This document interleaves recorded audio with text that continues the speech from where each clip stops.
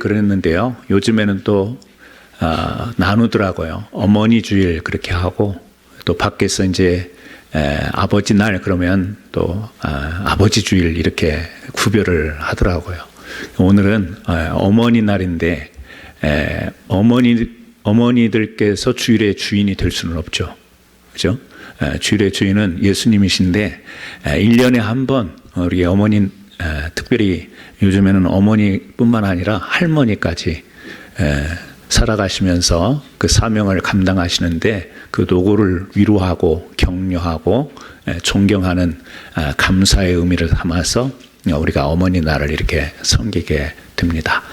오늘 사랑하는 어머니들, 할머니들, 하나님이 주시는 은혜가 넘치기를 바랍니다. 우리 어머니 날이니까 어머니만을 향할 수는 없잖아요. 우리 옆에 계시는 성도님들과 사랑하고 축복합니다. 진짜 사랑하고 축복합니다. 인사 한번 나누시고요. 진짜 사랑하고.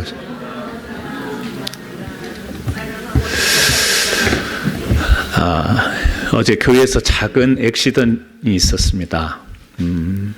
오늘 이제 어머니 날 우리 남성도님들께서 음식을 준비해 주시기로 해서 이영일 집사님이 어제 오셔서 밖에 있는 이제 그릴이 있는 그곳을 다 청소를 해주시고 또 준비를 해주시고 가셨는데 우리 저녁에 우리 찬양팀이 연습하러 모여서 이제 찬양 연습을 하고 있을 때 제가 밖에서 좀 왔다 갔다 하다가 밖에 보니까 그릴이 있는 거기 이제 지붕 위에 마른 풀이 나풀나풀거려요. 어제 분명히 제가 다 이렇게 정리하신 걸 봤는데 그래서 빗자루를 들고 가서 그 나풀거리는 그 풀을 이렇게 처마 밑을 딱 하다 보니까 뭐가 툭 떨어지는데 그게 새 집인 거예요.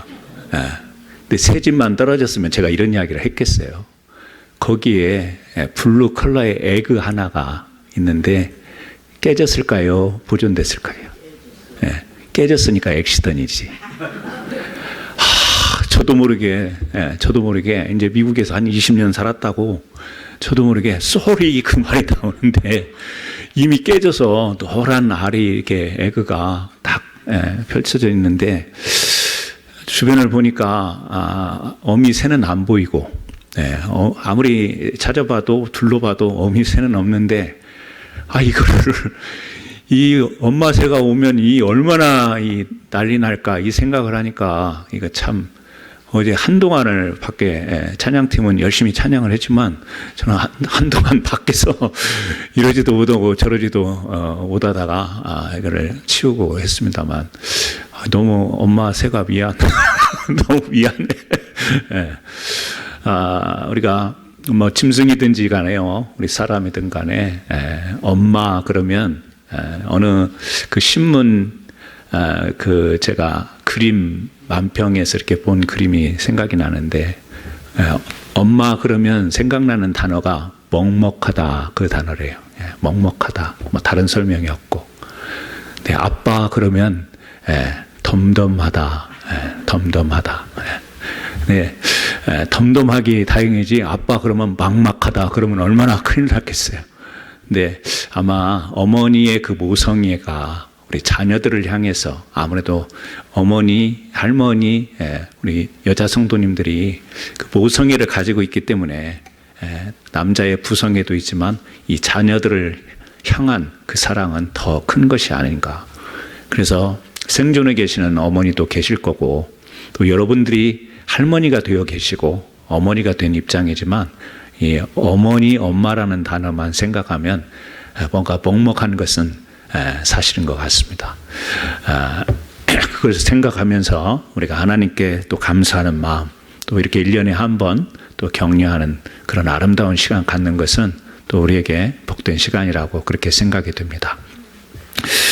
사도행전을 우리가 이제 교회라고 하는 이 주제를 가지고 우리가 말씀을 계속 나누다가 어머니 날이 달칵 다가오니까 이거 사도행전은 우리 교회의 역사를 다루고 또 지금 우리가 교회다라고 하는 주제로 말씀을 이어가는데 어머니 날 설교를 어떻게 해야 되나 고민에 빠졌는데 다행히 위로가 됐던 이 지난주에 15장을 하고 16장 딱 보니까 어쨌든 어머니라는 단어가 나오더라고요.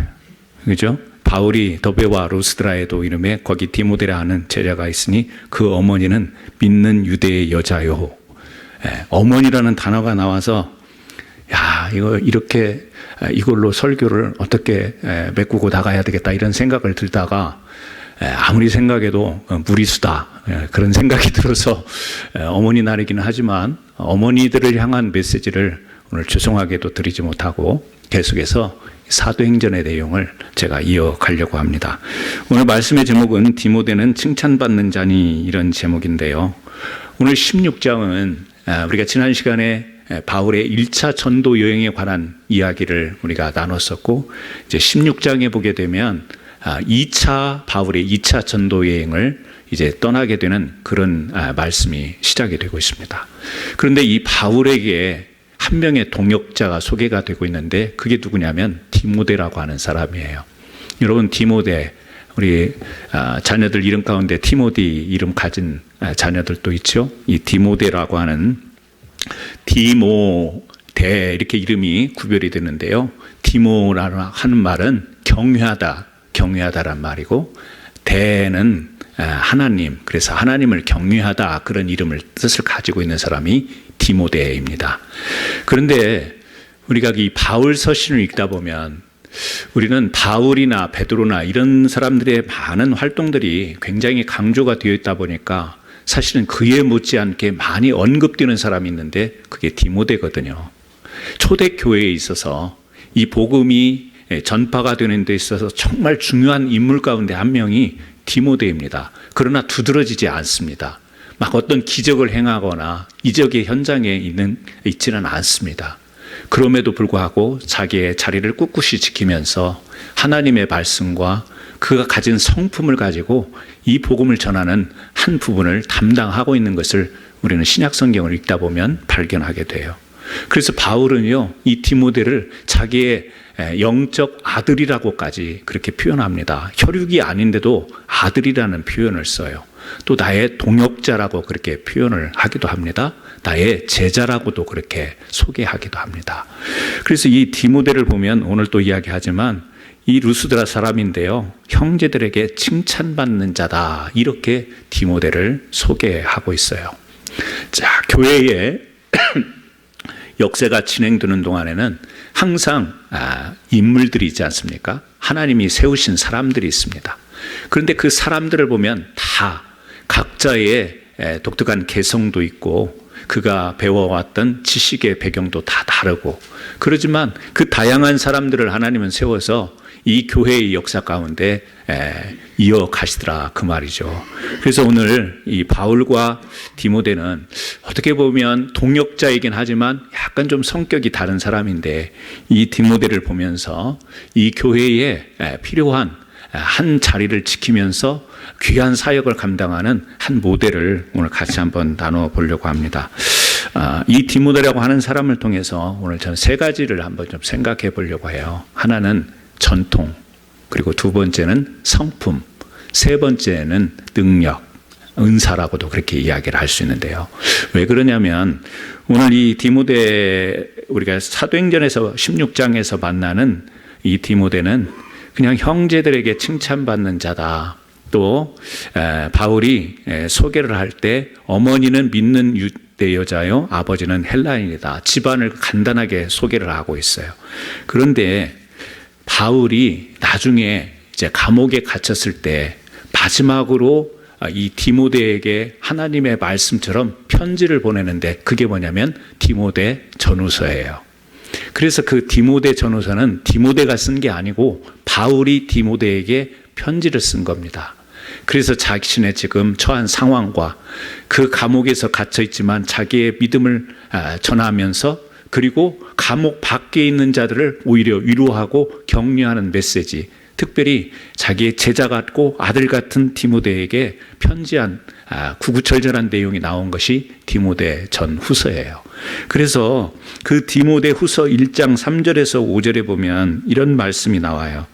너를 생각하여 청결한 양심으로 조상적부터 섬겨오는 하나님께 감사하고, 디모데를 향해서 너를 인해서 참 하나님께 감사한다. 근데 너는 참 청결한 사람이고 조상적부터 믿어온 그 집안의 사람이어서 감사하다. 그런 이야기를 합니다.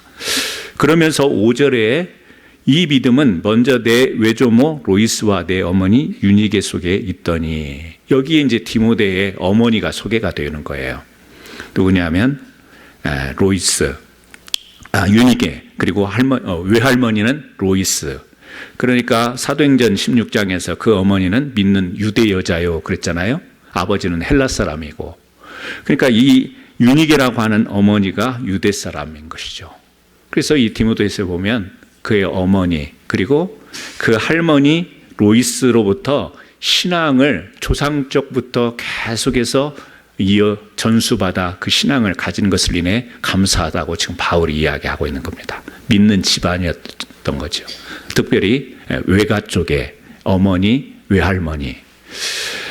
우리 교회도 보게 되면 이렇게 지금 손주들을 보러 이렇게 돌보시러 오신 우리 권사님, 집사님들이 계시잖아요. 벌써 몇 분이 계시잖아요.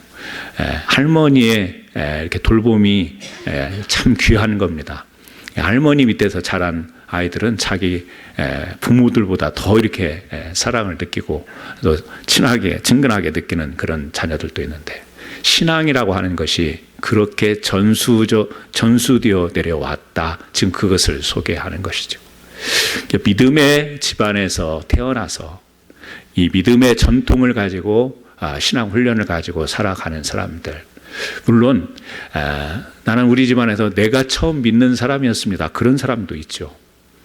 그런 사람도 있지만, 그래서 하나님의 부르심 앞에는 차별이 없고 다 우리가 구원함으로 인도받지만, 집안의 전통으로 이렇게 귀한 믿음을 다져온 사람들은 그 집안에서 가져왔던 그 신앙의 뿌리가 깊기 때문에 또 다른 사람들이 겪지 않는 그 신앙의 아름다운 것을 나름 또 유지해 가고 있는 것을 우리가 주변에서도 볼 수가 있죠. 이 학습 효과라고 하는 것에서도 어려서요, 이렇게 어려서 아이들이 장난치고 뭐 이러는 것 같아도 다 아이들이 머릿속에 기억을 한다라는 거예요. 그래서 이제 주일학교 이렇게 다녔던, 주일학교 어려서 교회를 다녔던 사람들은 한 85%가 신앙을 떠나지 않는 그런 조사도 있기는 해요. 그러니까 뭐 잠시 교회를 떠나기도 하고 좀 커가면서 사춘기를 지나면서 청년, 대학생이 되면서 이렇게 이제 신앙을 떠났다가도 주일학교를 다녔던 사람들은 85%가 미국 통계입니다. 다시 이렇게 돌아온다고 하는 그런 것도 있습니다. 어려서 그냥 뭐 철없고 못 들을 것 같지만 다 귀담아 듣는 거죠. 우리 어른들은, 여러분들은 지금 진지하게 설교를 듣지만 진지하게 듣는 어른들은 지나가면 다 잊어버리는, 이 자리 떠나면 다 잊어버리는데 아이들은 장난치고 안 듣는 것 같아도 머릿속에 기억을 한다라는 거예요. 연령에 따라서 학습 차이가 있다라고 하는데, 집안에서 오래된 이 신앙의 전통을 이어오는 이것, 여러분, 전통이라고 하는 것을 가정에서의 신앙뿐만 아니라 교회 안에서도 있고요, 우리 사회에서도 전통이라는 것이 있습니다. 어떤 한 젊은이가 이제 부모의 유산을 물려받았는데 포도원이었다고 그래요. 포도밭이었는데 보니까 그 부모님들은 그 포도밭을, 과수원을 밖에 울타리를 아주 굉장히 신경을 많이 써서 울타리를 쳐 놓은 거예요. 그 넓다란 포도원을. 이제 아들이 그 포도원을 유산으로 받아서 어떻게 하면 더 이 포도밭을 발전시킬까 생각해서 보니까 그 울타리를 친 자리만 해도 거기다가 포도나무를 심으면 상당히 수확량이 더해질 것 같은 생각이 들어서 그 울타리를 다 치우고 거기에 포도나무를 심었다라는 거죠. 여러분, 어떤 결과가 있었겠어요? 뭐 뻔한 예상 아닙니까? 뭐 들짐승들이 와서 해치든지. 그러니까 결과는 그런 거죠. 그 울타리의 자리에다가 포도나무를 심으면 더 많은 수확을 얻을 것 같았지만 그 울타리가 없어지니까 오히려 농사가 망가졌다라는 이야기 아니겠어요?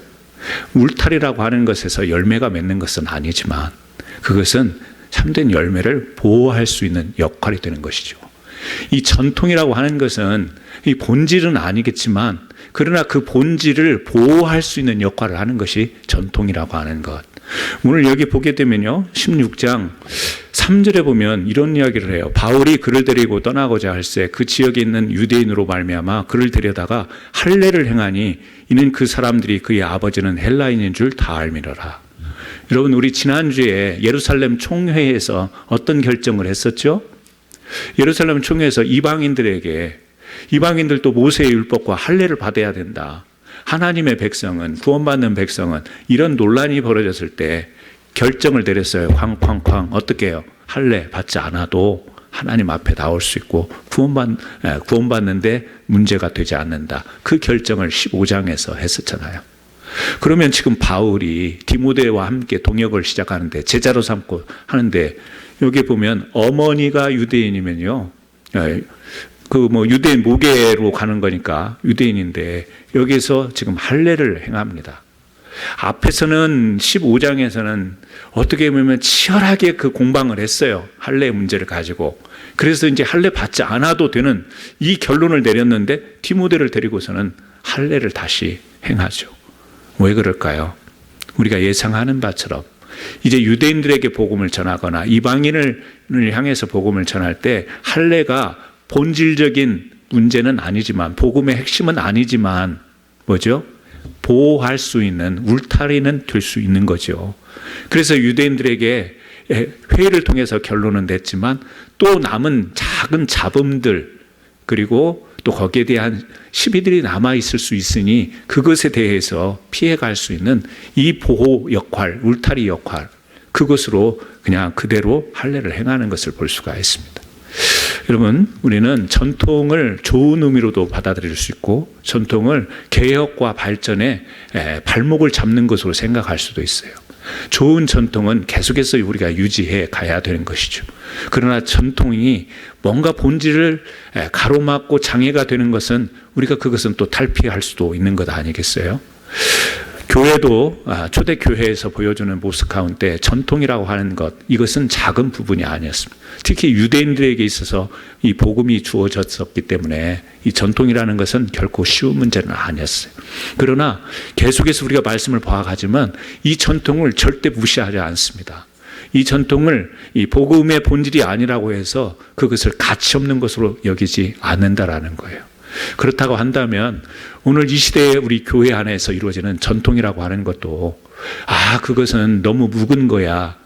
그것은 인간의 관습이야. 이렇게 치부할 일이 아니고 그것이 바로 우리가 믿는 믿음의 삶, 교회에서 함께 신앙생활하는 것에 울타리 역할을 할 수 있는 것이라면 그 전통을 잘 지켜나가는 것도 우리에게 필요하다라는 것을 초대교회를 통해서 배우게 되는 것이죠.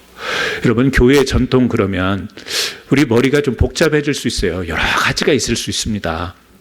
여러 가지 지금 교회의 전통 그러면 여러분 머릿속에 스쳐가는 여러 생각들이 있겠지만 저는 오늘 한 가지만 좀 말씀을 드리자고 하면 저는 특별히 우리 한국 교회의 전통이라고 한다면 그것은 예의, 예절 이것이 아닌가 그렇게 생각이 되어져요. 하나님 앞에 예배를 드리는데도 우리가 예절이 필요한 것이고 우리 사람과의 교제 속에서도 예절이 필요한 것이죠. 그러니까 우리는 사실은 기독교 영향보다는 유교적인 영향이 커요. 우리 몸에 배어 있는 것은 조상적부터 디모데는 할머니 또 어머니로부터 배웠던 것은 신앙적인 것이었지만 우리는 이 살아가는 삶의 태도와 자세에 있어서 배워왔던 것은 유교적인 관습이 훨씬 더 몸에 많이 배어 있죠. 그런데 그것이 우리의 모양이고 우리의 겉으로 드러나는 태도인데 그것이 유교, 기독교 이거에 구별할 것이 아니고 우리 사람이 가져야 될 도리이고 자세이기 때문에 특히 우리 신앙 안에서 항상 하나님은 다양한 우리 인간의 예절들을 결코 우리 외면하지 않고 우리에게 강조하고 있는 것을 볼 수가 있습니다. 저는 우리 교회 안에서 신앙, 영적인 부분이 신령하고 이것을 사모하고 이것을 추구해야 되지만 우리 사람이라고 하는 그리고 교회에서 가정에서 배워왔던 이 예절이 무시되면서 그 추구하는 그 영적인 사모함, 이것은 성경적으로 봤을 때 균형을 잃어버린 영성 추구가 아닌가 이렇게 생각이 되어지는 것이죠. 그래서 우리가 더욱더 은혜가 충만하고 신령한 영적인 은혜 가운데 나갈 때는 더더욱 신경 써야 될 것이 뭐죠? 하나님 앞에서의 나의 예절. 예절이라는 것이 행동을 더 강조하는 말 같지만 하나님 앞에서의 나의 태도, 또 그리고 사람 간의 태도. 교회 안에 보면 젊은 사람과 또 연세 드신 분들이 다 어우러져 있고 아이들부터 우리 청년들 모든 온 세대가 다 우리가 함께 모여서 함께 귀한 신앙생활을 해 나가는데 어른이 어린 사람에게, 어린 사람이 어른에게 신앙 안에 있지만 지켜야 될 우리 가정에서부터 배워왔던 이 예절이라고 하는 것이 우리는 신앙의 본질은 아니어도 우리의 귀한 신앙을 함께 갖고 나갈 수 있는 울타리 역할을 한다라고 하는 면에서 우리는 더욱더 귀한 이 믿음의 예절을 신경을 쓸 수 있기를 바랍니다. 어떤 분들을 보면요, 하나님 앞에 헌금할 때 그냥 지갑에서 꺼내서 이렇게 헌금하지 않습니다. 물론 미국은 체크를 쓰기 때문에 이렇게 준비하고 하지만 또 어떤 분들은 보면요, 여러분 그런 이야기를 들어보셨고 주변에 그런 분도 계시고 그럴 거예요. 우리 교회도 지금 체크를 쓸 때 꼭 타이핑을 해서 쓰시는 분이 있어요. 그거는 제가 볼 때는 예절보다는 취향 같기도 하지만 자기 정성이 들어가는 것 아니겠어요? 자기만의 방식으로 뭔가 이렇게 준비하는 그런 모습을 갖는 거죠. 그래서 옛날에 보면 한국에서 헌금하는 것은 미리 준비해서 이렇게 그것이 뭐 구겨진 예물을 드린다고 하나님이 받지 않으시고 우리 교회는 구겨진 헌금 안 받습니다. 그런 교회 있으면 나와보라고 하세요. 없죠. 상관하지 않습니다. 뭐죠? 자기의 마음에서 하나님을 향한 예의로 자기가 그렇게 정성껏 준비하는 거예요. 그렇게 해도 되고 그렇게 안 해도 되는 것을 우리는 아디아포라라 그렇게 이야기합니다. 해도 되고 안 해도 돼요. 그것은 본질과 상관없는 문제인데 그래서 주사 선택을 할 수 있는 건데 내가 마음이 그런 거죠. 하나님 앞에 이렇게 드리고 싶은 마음인 거죠. 하나님 앞에 이렇게 정성을 다하고 싶은 마음인 거죠. 그런 것처럼 예배를 준비하고 우리가 의복을 입는 것도 그런 거 아니겠어요? 어떤 옷을 입고 온들 오늘 그런 복장으로는 예배에 들어갈 수 없습니다. 이런 드레스 코드가 교회는 없지 않습니까? 그런데 우리가 정성을 다하여 하나님 앞에 예배하려는 마음으로 우리가 의복을 입고 또 내가 챙겨 입고 그렇게 와서 예배를 드리지 않습니까? 우리가 주어진 룰이 없어요. 뭐죠? 내 마음에서 하나님을 예배하는 이 예배자의 마음으로서 그렇게 준비하고 또 사람을 대할 때도 그런 것 아니겠습니까?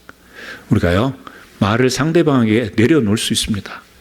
내 손잡을도 안 되는 사람에게 그냥 말을 내려놓을 수 있지만 교회에 딱 들어오면 같은 하나님의 부르심을 받은 이 성도의 입장에서 아이지만 격려해주고 아이지만 존중해주고 이러면서요, 말을 함부로 하지 않고 격려해주고 따뜻한 말을 하고요. 우리 한국 문화는 또 그 선후배 나이 차이 이런 것 굉장히 있지 않습니까? 1살 차이, 2살 차이면 형님이 되고 동생이 되고 교회 오자마자 형님이 되고 동생이 되는 경우도 있긴 하지만 교회에서는요, 성도님들이기에 나보다 좀 어리더라도 집사님, 또 권사님, 장로님, 성도님, 형제님, 우리가 그런 호칭을 왜 붙이겠어요? 그냥 일하는 직분상의 호칭이도 하지만 그것을 통해서 서로 존중하는 그런 의미가 있는 것이죠. 저는 우리 교회는 좀 세상에서 말하는 예절이라고 하는 것을 교회에서 이야기하기는 그렇지만 우리 교회의 그런 전통들이 좀 이어지기를 바랍니다. 우리 교회 안에서 보면 예의가 지켜질 수 있는, 그래서 목사가 성도를 함부로 대하지 않고 성도들이 목사를 함부로 대하지 않고 물론 남편이 성도이고 아내가 성도인 경우가 있어요. 집에서 나오기 전에 큰 싸움을 하고 와서 이 교회에서 그 성도를 대하려니까 힘든 부분도 있을 거예요. 그럼에도 불구하고 우리의 환경과 여건을 떠나서 기본적으로 우리의 정체성은 하나님의 백성이니 그 하나님의 백성다운 모습으로 우리가 복음을 핵심으로 붙들고 있기에 그 주변을 에워싸는 울타리와 같은 이것들을 잘 가꾸고 나갈 수 있는 저와 여러분 되기를 주님의 이름으로 축원합니다. 두 번째는 이 디모데를 통해서 우리가 성품을 생각해 볼 수 있습니다. 디모데후서 1장 3절에 그런 말씀을 하잖아요. 바울이 내가 밤낮 간구하는 가운데서 쉬지 않고 너를 생각하여 청결한 양심으로 조상적부터 섬겨오는 하나님께 감사하고, 그리고 디모데후서 1장 5절에 보게 되면 이는 네 속에 거짓이 없는 믿음이 있음을 생각함이라. 청결한 양심, 거짓이 없는 믿음이 있다. 바울은 디모데를 향해서 이런 이야기를 해요. 사람을 겪어보지 않고 이런 이야기를 할 수 있겠어요? 아니죠. 바울은 디모데를 겪어본 겁니다.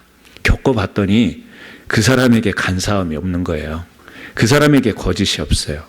그 사람에게 청결한 양심이 있어요. 책을 많이 쓴 존 비비어 목사님이 그런 이야기를 해요. 타락하지 않기 위해서 가장 중요한 요소는 뭘까? 우리가 타락하지 않기 위해서 가장 중요한 요소는 뭘까라고 할 때 이 존 비비어 목사님은 바로 그런 이야기를 합니다. 양심의 소리가 마비되지 않는 것. 양심이라고 하는 것이 믿는 사람이나 안 믿는 사람 모두에게 다 주었는데 특히 믿음의 사람들에게 양심이 마비되지 않는 것, 이것이 타락하지 않는 비결이다. 양심에서도 찌르는데 모른 체 하고 그냥 넘어가게 되면 그게 타락의 지름길이다. 이 목사님은 그런 이야기를 합니다. 양심을 모르는 사람 있나요? 양심의 찌름을 못 느끼는 사람 있나요? 사람은 누구나 다 양심을 가지고 자기의 마음속을 판단할 수가 있습니다. 그래서 우리는 하나님의 말씀, 계시된 말씀도 중요하고 성령의 체험도 중요하고 교회에서 영적인 활동을 통해서 하나님으로부터 어떤 계시를 받는 이런 것도 중요하지만 그런 것이 아닌 그냥 내가 낮에도 밤에도 앉아있을 때도 누워있을 때도 쉴 때도 언제든지 존재하는 내 양심, 이 양심이 마비되지 않는 것, 이것이 우리 청결한 이 마음이 우리 신앙에 얼마나 중요한 것인지. 사실은 성경에는 지금 사도행전 같은 경우에는 성령의 권능이 많이 강조되고 있잖아요. 복음을 앞세우고 선교와 전도가 많이 강조되고 있고, 하지만 읽다 보면 이 바울 서신을 읽다 보면 이런 단어들이 하나씩 눈에 들어오는 거예요. 바울이 디모데를 향해서 청결한 양심, 너의 믿음은 거짓이 없는 믿음이었다. 여러분, 이것을 발견할 줄 아는 저와 여러분 되기를 바랍니다.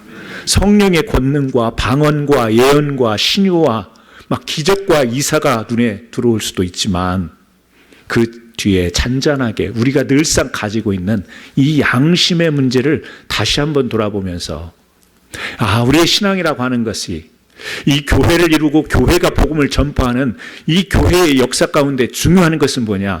내 성품과 내 양심이라고 하는 것도 이것이 큰 울타리다라고 하는 것을 인식하는 것이 중요하다고 생각이 듭니다. 고린도전서 14장 1절에 보면 이런 말씀을 해요.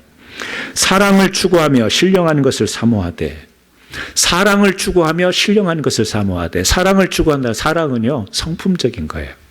그리고 신령한 것, 영적인 것 아니겠어요? 영적인 것만 추구하는 게 아니고 능력만 추구하는 게 아니라 사랑, 사람의 성품을 잘 챙겨라. 지금 그런 말씀 아니겠어요? 그러므로 우리가 늘 신앙에 있어서 권능, 병고침도 받고 문제도 해결 받았으면 좋겠고, 또 내 앞날도 내가 생각하는 소망스러운 모든 것이 긍정적으로 다 이루어지기를 바라는 그런 기도 제목과 그런 신앙의 기대를 가지고 하나님 앞에 나오는 것, 그것도 우리에게는 간구해야 될 내용이지만 오늘 능력이 아니라 내 자신의 마음 속에서 거짓이 없는 마음, 특별히 어떤 거짓이 없는 마음이요? 하나님을 향해서 거짓이 없는 마음. 사도 바울은 그것을 빌립보서 3장 3절에 이렇게 외칩니다. 내가 그리스도를 알고. 거기에 원어적으로는 뭐가 들어가 있냐면 내가 하나님을 친밀히 알고 라고 돼 있어요. 친밀히 안다라는 말이에요. 하나님을 친밀히 안다. 모세도 출애굽기 33장 13절에 이런 말씀을 해요. 주의 길을 내게 보이사 내게 주를 알리시고. 모세가 그 지팡이를, 하나님이 들려주신 지팡이를 들고 이스라엘 백성들을 바로 앞에서 구해낼 때 얼마나 큰 권능을 행했어요. 그런데 모세의 고백에 주의 길을 내게 보이사, 우리가 갈 길, 우리 민족 이스라엘 백성들이 애굽에서 나와 우리가 갈 길을 보여주세요 라고 외치는 것 같지만 그의 그 외침의 끝마디는 뭐냐면 내게 주를 알려주세요. 하나님을 알게 해주세요. 하나님을 아는 것.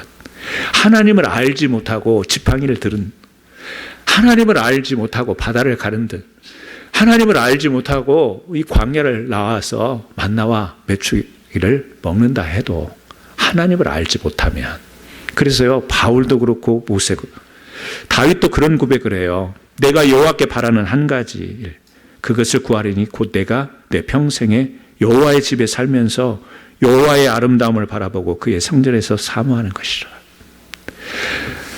궁전도 짓고 성전도 짓고 싶은 마음이 있었지만 그거보다 이 다윗의 진정한 고백은 뭐냐면 하나님을 사모하는 것, 하나님을 친밀히 알기 원했던 것, 이것이 다윗에게도 가장 중요했던 거예요. 여러분, 우리가 신앙의 권능을 가지고 우리 가족들이 건강하고 꿈을 이루며 비전을 이루는 삶 살고, 내가 하는 직장과 사업 모든 것들이 하나님의 은혜로 형통하게 잘 되어지고 교회도 부흥되어지고 놀라운 그런 은총의 역사가 펼쳐지기를 우리가 기도하지만, 그러나 그 기도하면서 반드시 빠뜨려서는 안 되는 기도가 있다면 하나님 이 마음에 하나님을 향한 거짓된 마음이 없게 하시고, 그 청결한 마음, 그 청결한 마음 뭐냐? 하나님을 친밀히 알 수 있는 이 믿음을 하나님 버리지 않게 하여 주옵소서. 내게 중요한 것은 하나님을 친밀히 아는 겁니다. 하나님을 모르고 날뛰는 삶 원치 않습니다. 하나님을 모르고 행하는 권능, 하나님을 친밀히 알지 못하고 일어나는 부흥, 그거 원치 않습니다. 이 기도가 저는 우리 교회 성도님들과 제가 해야 될 기도가 아닌가 이렇게 생각을 하면서, 초대교회 부흥의 역사는요, 초대교회 부흥 역사, 오늘 5절도 그랬잖아요. 이에 여러 교회가 믿음이 더 굳건해지고 수가 날마다 늘어가니라. 디모데를 소개하는 가운데 교회가 부흥되었다고 이야기를 해요. 근데 그 디모데의 인물이라고 하는 그 뒤를 살펴봤더니 뭐가 있어요? 권능을 받아서 성령 충만해서 부흥됐다, 그 이야기가 사도행전 2장부터 소개가 되고 있지만, 여기에서 주목해야 될 점은 뭐냐면 깨끗한 양심, 청결한 양심과 더불어 거짓 없는 믿음, 하나님을 친밀히 알고자 하는 그 믿음, 이것을 통해서 사역을 했던 디모데, 그리고 그 영향력 속에서 부흥, 믿는 사람이 더해졌다고 성경은 소개하고 있잖아요. 여러분, 저도 그래요. 안 믿는 사람에게 다가가서 예수 이름으로 그러면 그냥 휙 넘어가면서 얼른 그 사람이 전도돼 가지고 나오면 얼마나 좋겠어요. 그런 일이 벌어지지를 않더라고요. 가서 예수 믿으세요. 그러면 이 말에 혀에 권세를 주셔서 다 그냥 복음 앞에 꼬꾸라졌으면 좋겠는데 그러지를 않더라고요. 전화를 몇 통화를 해도 안 나오고요. 뭐 그냥 찾아가도 힘들고요. 그래요. 그래서 그런 기도가 필요하죠. 하나님 좀 제발, 복음을 전하는 일인데 그 복음의 능력 앞에 좀 사람들이 나오는 역사가 있었으면 좋겠습니다. 이런 기도를 하지만, 하나님 내가 복음을 증거하기 위해서 내 양심, 깨끗한 양심을 돌아, 이렇게 기도는 안 해본 것 같아요. 하나님 교회가 부흥하기 위해서 내 마음속에 하나님을 친밀히 아는, 이렇게 연결해서 기도를 해본 적은 별로 없는 것 같아요. 그러나 오늘 사도행전을 보면서 봤으면 좋겠어요. 여러분이 하나님을 친밀히 알려고 하는 이 믿음을 가질 때 우리가 사람들을 끌어들이지 못하고 우리가 참된 어떤 특별한 능력을 행하지 않는다 할지라도 하나님이 그런 한 사람 한 사람들을 세워서 놀라운 역사를 이루어 가신다라고 하는 것. 그래서 저는 우리 사랑하는 모든 성도님들이 하나님을 친밀히 알려고 노력하는 성도님들이 우리 캔사스 한인장로교회에 가득했으면 참 좋겠습니다. 다른 것을 알려고 하는 것보다는 남의 일 하는 거 막 궁금해가지고 막 소식 전하고 카톡하고 이게 아니고, 하나님을 친밀히 알려고 노력하는 그런 저와 여러분 되기를 주의 이름으로 축원합니다. 세 번째 마지막으로요. 디모데전서 4장 14절에 보니까 내 속에 있는 은사라는 이야기를 나와요. 그러면서 그 은사를 디모데에게 뭐라고 이야기하냐면 가볍게 여기지 말라, 그런 이야기를 해요. 디모데후서 1장 6절에 이런 말씀을 합니다. 그러므로 내가 나의 안수함으로 네 속에 있는 하나님의 은사를 다시 부릴 듯하게 하기 위하여 너로 생각하게 하노니. 자, 앞에서는요, 청결한 양심, 거짓 없는 그 마음, 이것을 인해서 하나님께 감사한다 하면서 디모데의 성품적인 것을 많이 이야기를 했는데, 그러면서 뒤에 이어지는 이야기가 뭐냐면 바울이 하나님의 은사를, 너에게 있는 하나님의 은사를 부릴 듯하게 하려고 한다. 그리고 디모데전서에서는 은사를 가볍게 여기지 말라. 은사는 뭐죠? 하나님으로부터 부여받은 하나님의 영광과 나라를 위해서 일할 수 있는 재능을 이야기하는 것 아니겠어요? 그러니까 이거야말로 이제 권능과 관련된 건데, 바울은 성품만 이야기하는 게 아니라 능력도 이야기를 하는 거예요. 근데 그 능력에 있어서 여기 지금 하나님의 은사를 부릴 듯하게 하기 위하여 생각나게 한다. 여러분, 저는 우리 살아가는 성도님들이 교회 안에서 교회 주신 전통을 잘 지킴으로 신앙의 복음의 본질을 잘 우리가 갖고 나가기를 원하고, 또 한편으로 이 우리의 성품이 하나님 앞에 거짓이 없는 믿음으로 우리의 귀한 믿음을 통해서 선한 영향력이 끼쳐지기를 원하면서 오늘 세 번째 이야기하는 것처럼 하나님의 은사를 부릴 듯하게 일으킬 수 있기를 바랍니다. 이 부분은 참 중요한데, 여러분에게는 하나님께서 주신 은사가 있어요. 그런데 그 은사를 전혀 활용하지 못하는 분들이 계십니다. 교회가 구조적으로 그래서 그럴 수 있고요. 교회의 여건이 그래서 그럴 수도 있어요. 그러나 여러분, 이제 우리 캔서스 한인 장로교회는 초대교회를 바라보면서 다시 한번 여러분들이 가지고 있는 그 은사들을 부릴 듯, 좀 표현이 좀 극적이어서 좀 부담스럽긴 하는데, 여러분이 가지고 계신 은사들을 다시 한번 드러내면서 그 은사들이 합력해서 선을 이루는 귀한 역사가 펼쳐지기를 원합니다. 여러분 잘하시는 거 있잖아요. 여러분들이 잘 하시는 거 있잖아요. 나는 잘하는 거 없어요. 거짓말 하지 마세요. 잘하는 거 많아요. 그런데 정말 하나님을 치밀히 내가 알기 위하여 묵상하고 하나님을 생각하면서, 하나님, 이것은 하나님이 내게 주신 은사인데 여러 가지 상황과 여건과 형편을 따지다 보니 이것을 하나님 앞에 사용하지 못했습니다 라고 생각되는 부분이 있다면, 오늘 주일 이 말씀을 나누면서 또 예배를 마치고 여러분들이 하루 가운데 그 생각이 혹시라도 성령님이 생각나게 하시거든, 그것을 우리 교회에 함께 사역에 참여하고 함께 협력하는 일에 기꺼이 여러분들이 일으켜 세워주시기를 주의 이름으로 부탁을 합니다. 예배를 드려도 우리는 구원받은 백성이고, 예배만 드리고 찬양만 하고 우리가 그렇게 해도 구원받은 백성인 것은 사실이지만, 주님 나라의 영광을 위해서 초대교회의 현장을 보면 그렇게 사도들은 권면을 했고, 우리의 성품, 양심뿐만 아니라 우리의 은사까지도 일으켜서 그렇게 하나님을 섬기라고 이야기를 하셨기에, 오늘 이 말씀을 외면하지 말고 여러분들도 나는 이제 나이가 꽤 돼서 지금 100세시다라고 잘 이야기하지 않습니까? 건강은요, 요즘에는 젊은 사람들 다 아픈 데가 있습니다. 나만 아픈 게 아닙니다. 다 아프고 다 육신적으로 힘들고 환경도 바쁘고 그렇습니다. 그런 것이 우리의 이유가 되다 보면 우리는 교회의 역사를 써가는데 굉장히 큰 홀들을 만들어가면서 나가게 될 거예요. 저는 오늘 사도행전 바울이 디모데를 향해서 영적 아들, 제자로 삼으면서 이 주셨던 말씀들을 나누면서 초대교회의 역사가 아니라 이 시대의 교회의 역사를 써가는 캔서스 한인 장로교회, 우리 교회의 귀한 신앙의 전통을 계속해서 이어가기를 바랍니다. 아울러서 저는 여러분들의 성품이 서로를 닮았으면 좋겠어요. 나는 안 그러는데 저 사람은 저래가 아니고, 저분이나 나나 우리 캔사스의 한인장로교에 와서 이 성령의 용광로수 기도가 성품이 비슷해지는, 어떻게 해요? 주님의 성품으로. 그래서 거짓이 없을 수는 없죠.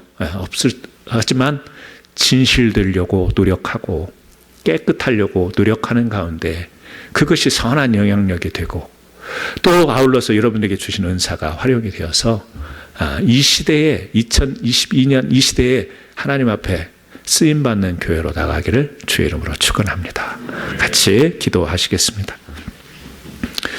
하나님 아버지 감사합니다. 오늘 또 예배 가운데에 저희들이 초대교회 이제 바울의 2차 선교 여행 가운데 동행했던 디모데, 그의 가정과 그리고 그의 성품, 그리고 그가 가졌던 이 능력을 우리가 살펴보면서 오늘 이 시대도 하나님이 우리를 부르셨고 또 캔사스 한인 장로교회라고 하는 교회로 한 곳으로 모이게 하셔서 예배와 그리고 또 봉사와 또 그리고 우리의 주어진 삶을 살도록 하셨는데, 하나님 이 말씀을 보면서 우리가 또 깨닫고 배우기를 원합니다. 우리에게 깨끗한 양심, 하나님을 친히 알기를 원하는 이 사모함을 허락하여 주시옵시고, 우리 마음으로부터 이 하나님께 다가가고 이 선한 영향력이 세상에 끼쳐질 수 있도록 도와주시며, 또 하나님 우리에게 주신 은사들이 있을 텐데 바쁘고 여건과 형편 사정을 따르다 보니 하나님 이것을 교회에 충성스럽게 하나님 헌신하지 못했습니다. 이런 부분을 하나님 다시 한번 우리가 뉘우치면서 작정하고 결단하고 하나님 앞에 나가기를 원하는 하나님, 이와 같은 은혜를 우리에게 허락하여 주시옵소서. 귀한 교회, 하나님 우리 교회 섬김을 자랑스럽게 자부심을 가지고 왜 참된 복음 안에서 세워진 교회이며 그렇게 섬기기를 원하오니 하나님 아버지, 이 믿음의 자부심을 가지고 이 시대를 거슬러 갈 수 있도록 도와주옵소서. 예수님의 이름으로 기도드리옵나이다. 아멘.